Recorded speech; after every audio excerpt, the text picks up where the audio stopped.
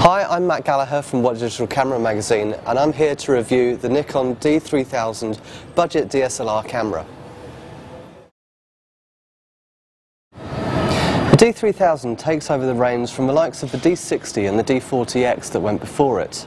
Although this is essentially a no-frills camera, it does have some really interesting highlights, including an 11-point AF system, a new guide mode, a graphical interface, and most importantly, the Nikon F mount on the front, which will allow you to use any of the Nikon range of lenses. The sensor in this camera is a 10.2 megapixel CCD sensor, and it uses a dust reduction system that has an airflow technology to blow the dust through the camera and onto an adhesive strip at the bottom of the sensor. The autofocus system is Nikon's Multicam 1000, which uses 11 AF points, the centre one being a cross-type sensor. It has a 3D tracking option to help with moving subjects, though because there's no actual autofocus motor in the body, it does rely on the motors in the lenses for the speed of this. The camera comes bundled with its 18-55 lens, which offers a 3.5 to 5.6 aperture range, and it does include vibration reduction to steady your shot as well.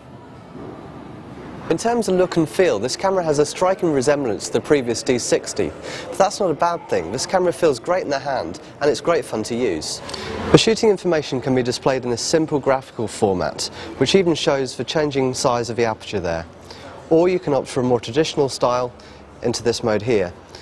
And if we change on the top here, we can go into the guide mode, which then will actually talk you through some easy operation to really improve your style of photography.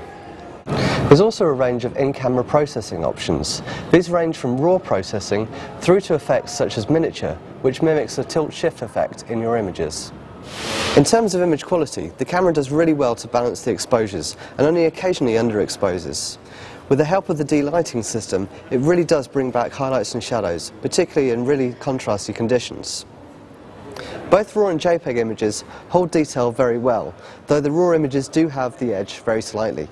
The white balance does tend to err on the side of neutrality, but this does tend to benefit your images and can always be counteracted with the help of the settings. Chroma noise starts to creep into images above ISO 400, but even at the 1600 ISO setting still manages to preserve detail and sharpness.